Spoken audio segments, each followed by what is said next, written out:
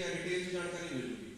ਤਾਂ ਮੇਨ ਮਕਸਦ ਜਿਹੜਾ ਸਾਡਾ ਟ੍ਰੇਨਿੰਗ ਦੇ ਕੈਂਪ 'ਤੇ ਲਾਉਣ ਦਾ ਹੈਗਾ ਕਿ ਤੁਹਾਨੂੰ ਤੁਹਾਡੇ ਪਿੰਡ ਨੂੰ ਸਾਡੇ ਮਹਿਕਮੇ ਨਾਲ ਜੋੜ ਕੇ ਜਾਣਾ ਹੈਗਾ। ਇਹਦੇ 'ਚ ਤੁਹਾਨੂੰ ਬੇਸਿਕ ਅਸੀਂ ਸਕੀਮਾਂ ਦੱਸਦੀਆਂ, ਡਾਕਟਰ ਸਾਹਿਬ ਨੇ ਉਹ ਤੁਹਾਨੂੰ ਪਸ਼ੂਆਂ ਦੀ ਬਿਮਾਰੀਆਂ ਬਾਰੇ ਜਾਣਕਾਰੀ ਦੇ ਦੇਣਗੇ ਅਤੇ ਹੋਰ ਕੋਈ ਹਰੇ ਚਾਰੇ ਬਾਰੇ ਬਰੀਕੀ ਜਾਣਕਾਰੀ ਦੇ ਦੇਣਗੇ। ਅਤੇ ਇਹ ਮਤਲਬ ਕਿ ਸਕੀਮ ਇਹਨਾਂ 'ਤੇ ਚੱਲ ਰਹੀ ਹੈ। ਆਪਣਾ ਤੁਸੀਂ ਮੱਖੀ ਵੱਢਣ ਵਾਲੀ ਮਸ਼ੀਨ ਲੈ ਸਕਦੇ ਹੋ ਅਤੇ ਟਰੈਕਟਰ, ਟਰਾਲੀ, ਸ਼ੈੱਡ, ਇਹ ਚੀਜ਼ਾਂ 'ਤੇ ਜਿਹੜੀ ਹੈ 50% ਸਬਸਿਡੀ ਲੈ ਸਕਦੇ ਹੋ। ਠੀਕ ਹੈ ਜੀ। ਅਤੇ ਇਸ ਤੋਂ ਇਲਾਵਾ ਇੱਕ AHIDF ਦੀ ਸਕੀਮ ਆਈ ਸੀ। ਉਹਦੇ 'ਚ ਕੀ ਸੀਗਾ ਵੀ ਤੁਹਾਨੂੰ ਲੋਨ ਮਿਲ ਜਾਂਦਾ 3% ਵਿਆਜ, ਘੱਟ ਵਿਆਜ 'ਤੇ।